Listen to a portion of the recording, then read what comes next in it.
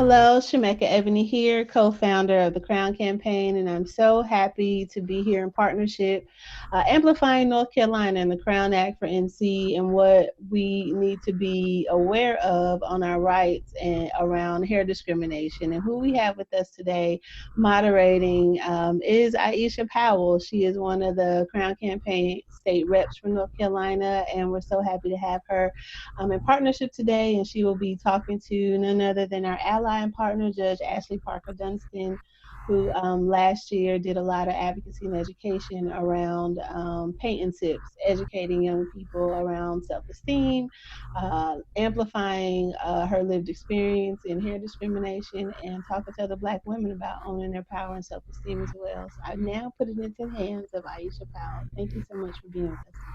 Oh, yes, I'm super excited to be a part of these conversations because Crown Campaign is really dear to my heart as it impacts my community directly.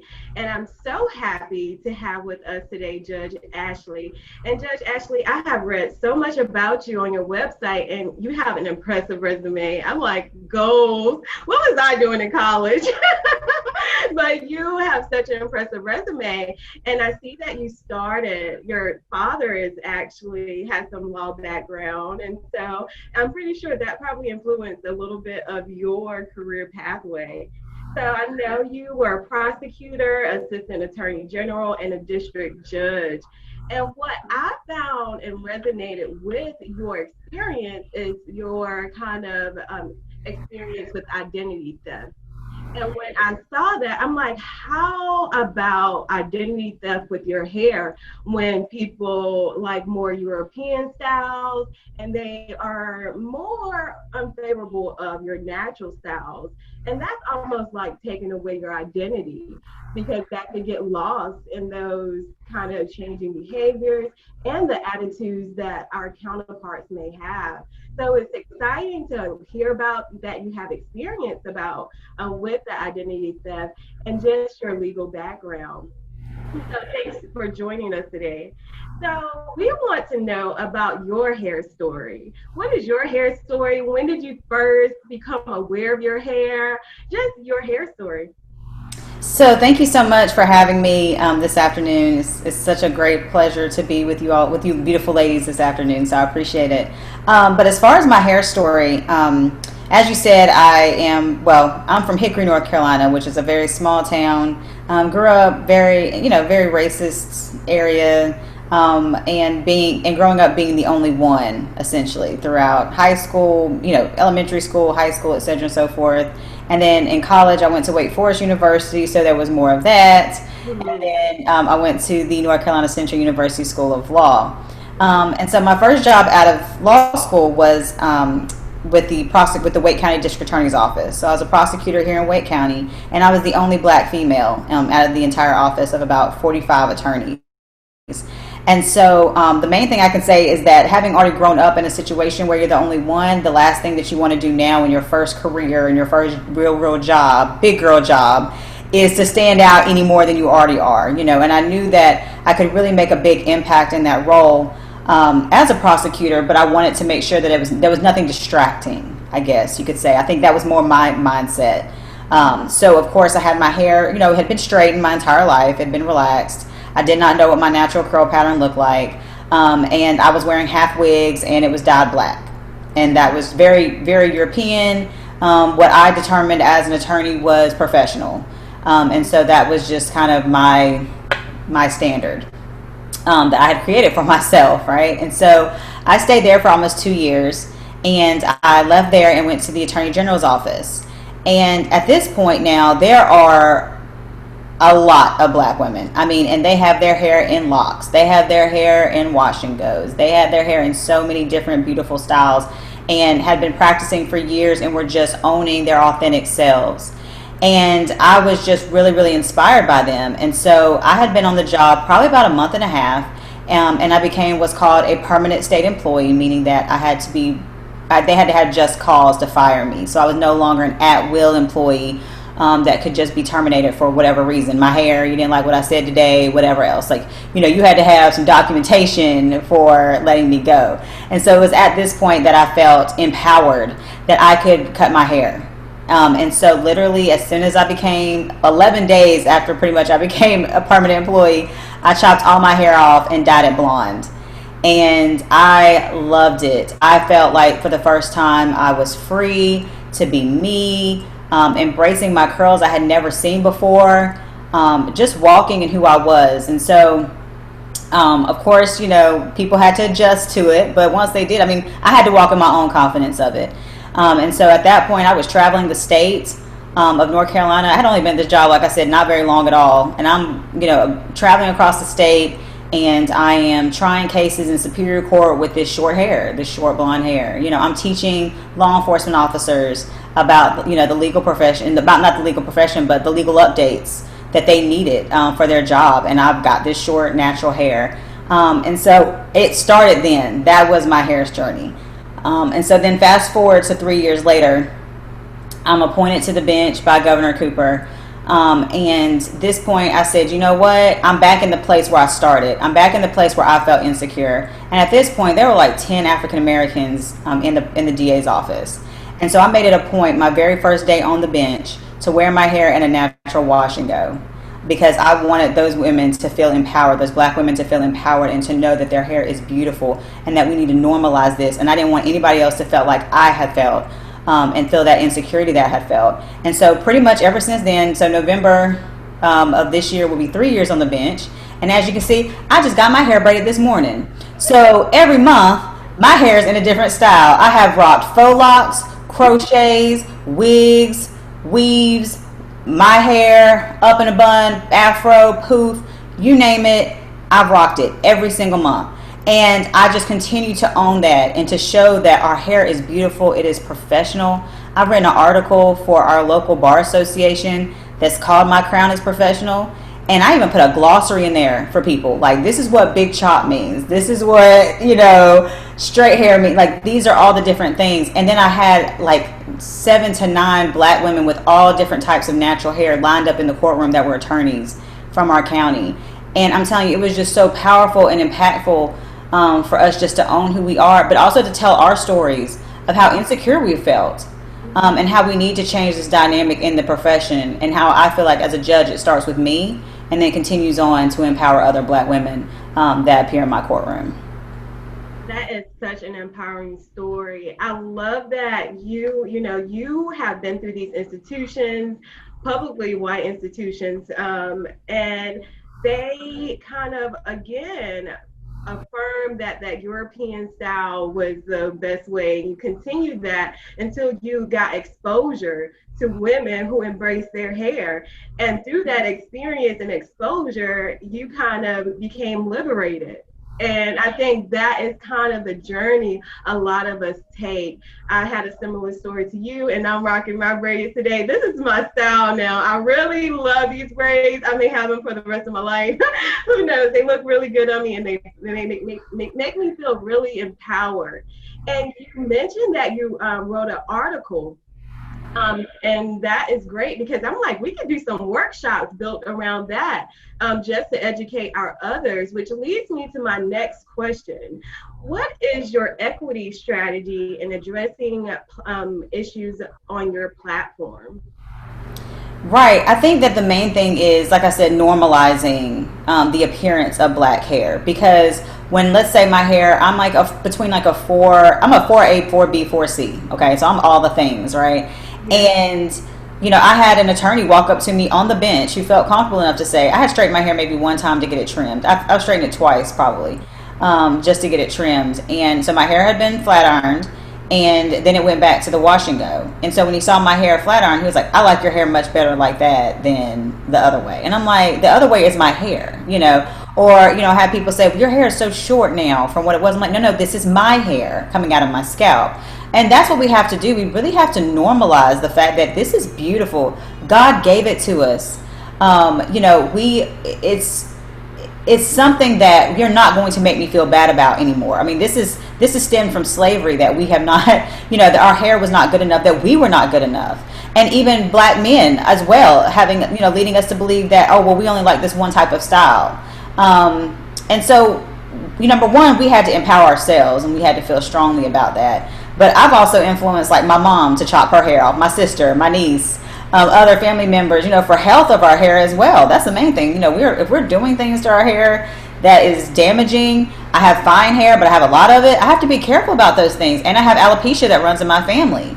But the other part, mainly though, Aisha, is the choice to wear your hair the way you want. I'm not even necessarily saying that your hair has to be, natural necessarily. But if you choose to be, then so be it. If you choose to have your hair straight, so be it, or relaxed. But the point is that you have that choice. And if you want to wear braids, locks, or whatever else, it is not dirty, it is not dingy, and it's not unprofessional.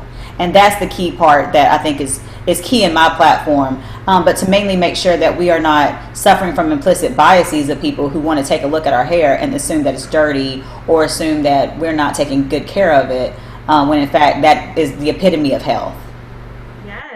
Yes, it's embedded in so many systems. And you mentioned that you got your mother to change over. I remember when I first went natural, because this is my second time. My mom was like, "What are you doing? Why are you doing that to your hair?" And then, I was like, you know what? I'm just gonna get a relaxer. I got a relaxer. A year later, she was like, "You know what? Everybody at my job is going natural." And I'm like, "Really, Mom?" But she's embracing it now because more people are making that choice to be natural. And again, the Crown campaign is not all about your natural looks. We're protecting your choice, because I love a weave. I love a wig. That's the beauty, that you can switch it up. And that's the empowering feeling by making that choice, the individual's choice, to wear your hair wherever and feel beautiful and empowered. So I'm glad to hear your story and kind of how you're changing others, as well as educating people through your article and just sharing your story. So my next question is, what can you do to educate others about the Crown Act, and what can we do to support your efforts? Well, I think the main thing is that any discrimination is wrong, period. Any form of discrimination. And when we talk about employment discrimination, or we talk about something that we wouldn't discriminate against someone because they're bald-headed, we wouldn't discriminate against someone because their nose is a certain way or their lips are a certain way, and we have anti-disability, or we don't discriminate against individuals that have disabilities. So it kind of makes sense. Why would we want to continue to discriminate against hair? But I think the first thing is that people, number one, don't want to acknowledge that there's even hair discrimination. But yet we have time and time again, an example after example of children that we're even seeing that are having their locks cut off to participate in wrestling tournaments, or teachers are coloring in something in their head. I mean, the individuality piece that is just what we are, and the culture of who we are, is being discriminated against. And quite frankly, it stems from systemic racism. And I think that's the first thing that we need to recognize in that piece. One way that I've gone about it is try to really, and I've worked with Shameka several times, and it's been fantastic, is that we've created paint and sips. And this is something that I started doing a couple of years ago, and we've done several together recently in the last year. But the main thing is to empower our young girls and empower our black women to feel confident in ourselves first, because with that confidence will come the ability to further educate and not get offended, but also to make sure that we're taking the time to say, listen, not only do I feel empowered about my hair, or I feel comfortable about my hair, but you're going to feel comfortable about it too. And if you have some issues with that, then we're going to be documenting what those issues are. But like I said, it really gets back to that normalization piece. But with these paint and sips, basically what we're doing is we are going to local paint places, or local studios, and we're painting some type of natural hair piece. And the great part about these paint and sips is that I've done 3 of them now. Well, I've done 4 or 5. And the greatest part about it is that some people are natural. I mean, some people are relaxed, and they're like, man, look at, like, I love this though, because I wanted to go natural and I just didn't feel comfortable doing that, or I don't feel like I can do that. A lot of politicians may feel like, if I change my hair, will people still vote for me or support me? So it's really just even that empowerment piece. And then the other thing that we do is we have a discussion. We talk about our hair stories. We talk about what causes that insecurity in ourselves, right? And what does that stem from? Whether it's our parents, right? Whether it's our jobs, whatever the fear is, we just address that and we want to move forward from that. And then the last thing that we do is after we finish painting this picture is that I had them place it in their offices or in their home, somewhere that they can see it on a consistent basis to remember how beautiful they are and that they are enough and that their black is beautiful, right? And so I've got two hanging in my office at the courthouse right now. So when you come in my office, you're going to know Ashley was at a paint and sip. Natural hair queens with crowns and everything else, and I got one here in my house.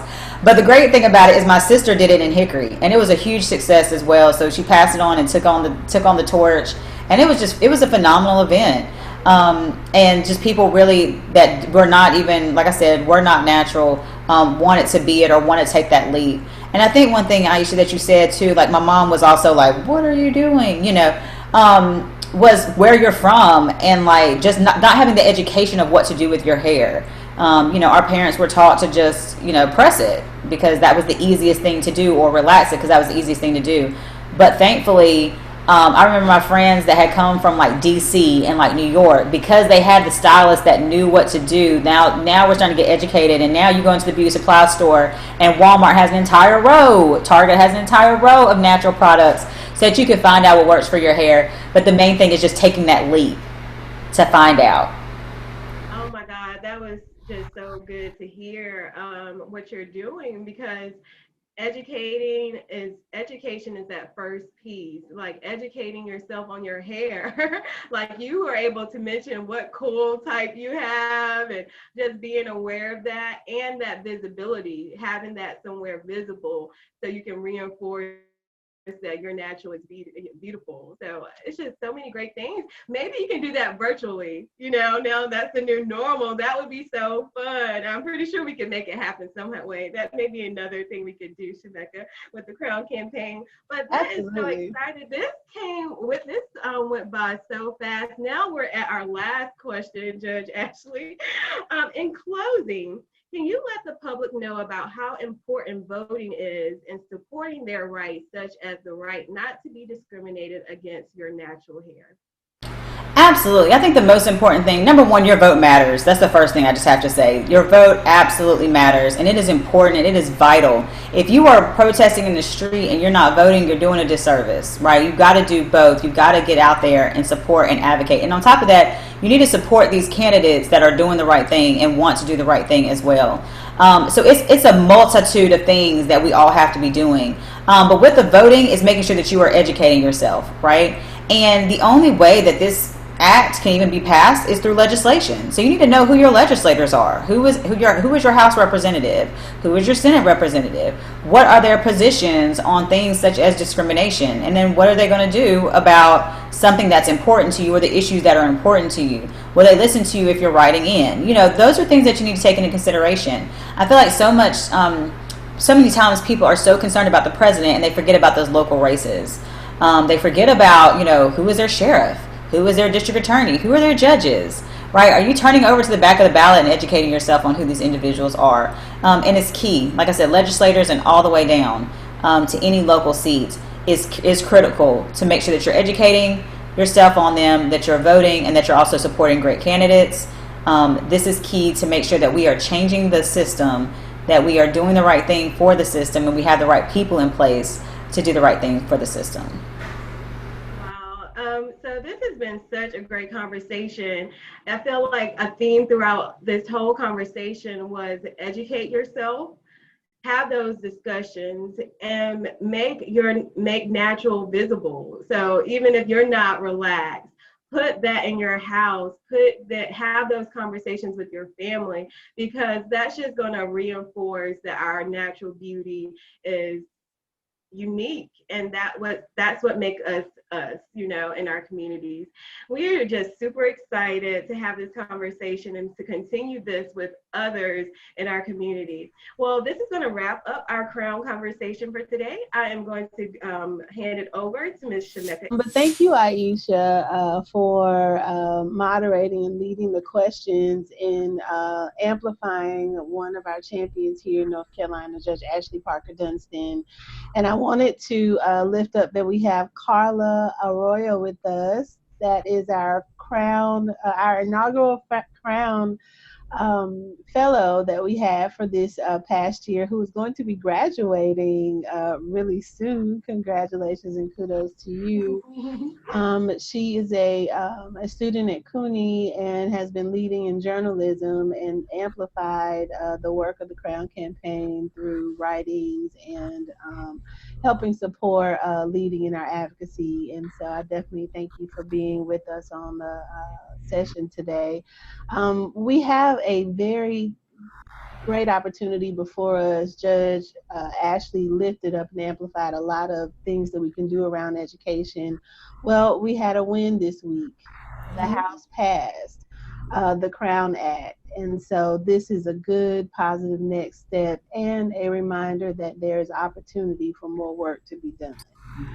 So more specifically, not only at the federal level with the U.S. Senate, but also here in North Carolina with our representatives. We're in a in election season all the way around. There are going to be some people coming returning back to office, and there are going to be some new people in office. So getting to know your representatives, as she identified, is definitely very important. And when we look at and consider next steps on what we can continue to do to make sure that the community is aware of what the Crown Act is and how it protects us and works in our favor for ending discrimination.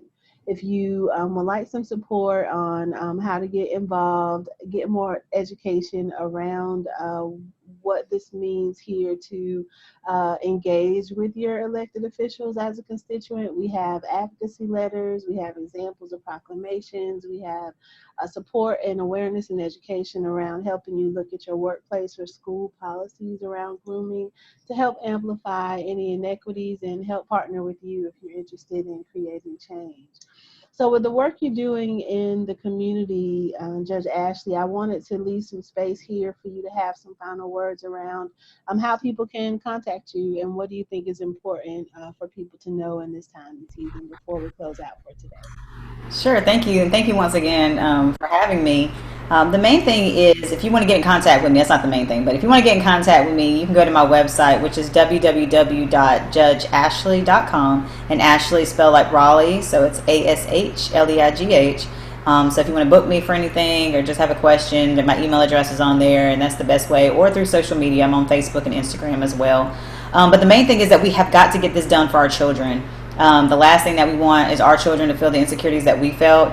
And so I'm loving the fact that even right now I'm seeing young girls wearing their hair as in froze and wearing their hair natural. And, you know, you see little girls on Instagram like 4 and 5 and they're doing their own hair and plaits. I mean, we are in such an amazing and beautiful time that we have just got to foster that. And the last thing that we need to happen is them to get to schools or get into the workplace and have all of that shut down. So we have got to do this for our babies.